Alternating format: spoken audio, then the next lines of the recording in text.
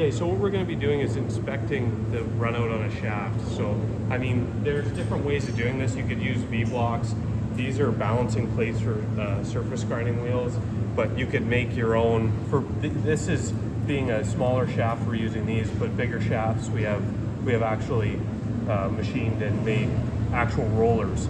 So in this scenario, what we're doing is there's a bearing here and a bearing right here. So what's happened on this torque arm is kind of wobbly. Keep in mind is if you can push this as far as you can outside, and this one as far as you can outside, that's kind of going to get you the best results, because obviously right here it's not going to be showing any deviation, but like, and I can't put it right out here, so this is why this is here.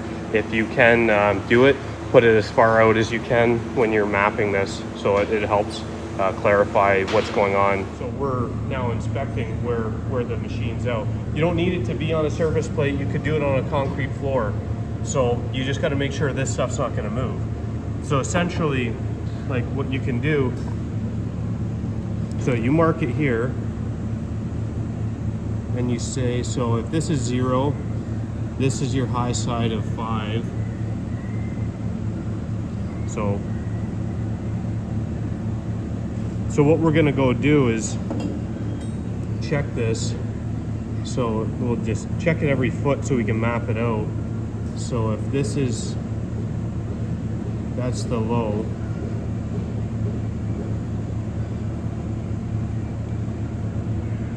And that's 10. So what you see is, this is, because you could end up with it being a corkscrew.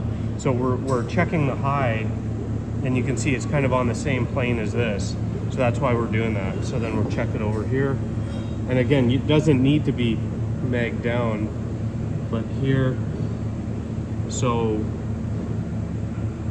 this is the low, and let's say this is the high. So let's say plus 11.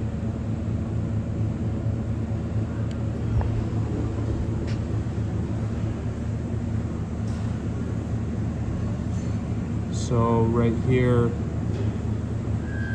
that's the low.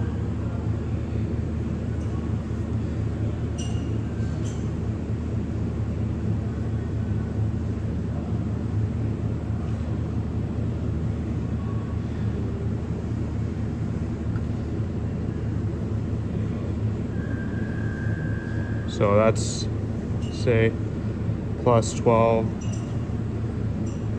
right there.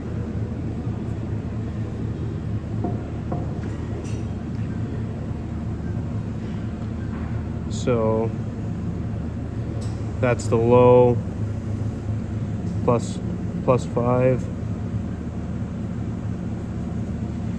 Okay.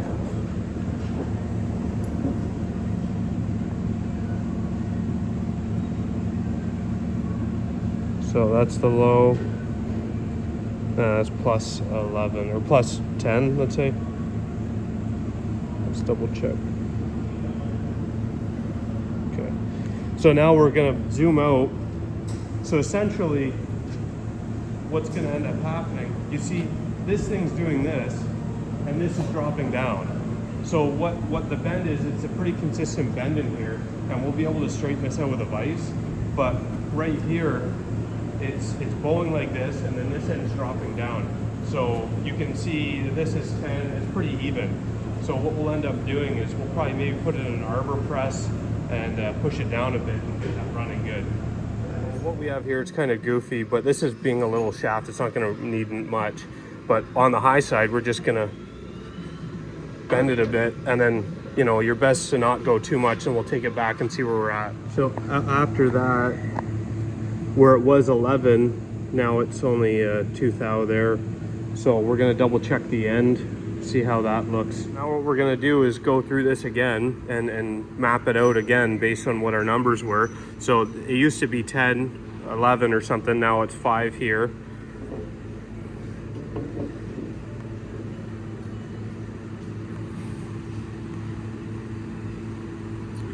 Right there, you know, that's not bad.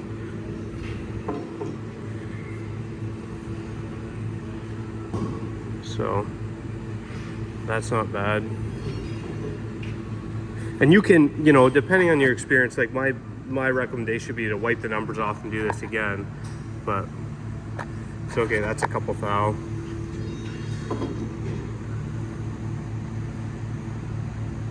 Okay, that's like probably 5. So no, and then where's the high? Okay, let's see. Yeah. Okay, 3 thou.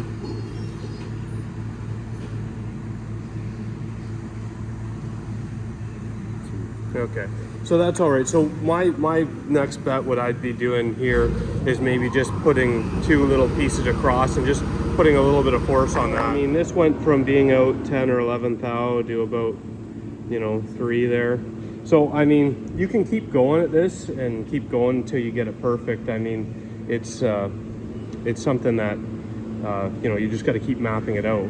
And what you got to keep in mind is, even though this is turn ground polished shafting, it's not centerless ground. So what happens is, essentially, there's not a center that runs through the shaft to keep it concentric. There's a thing that measures the diameter, as far as, imagine you had a grinding wheel and these 2 carriers here, and the grinding wheel pushes on this, and that's what sets your accurate diameter. But a centered ground shaft is concentric to the center, but centerless ground, turn ground shafting and whatever, is all centerless ground, because they're doing it in long lengths. So you can't put a center in a, you know, a 20-foot piece of 1-inch round bar. So what they do is, like I said, they have the carriers, they have a grinding disc here, and that's what keeps your diameter true. But you know, you could get a couple scenarios where it's your shaft is bent, or you get the scenarios where, let's say, it gets shipped on the truck and didn't require a whole lot of force to move that 10 thou.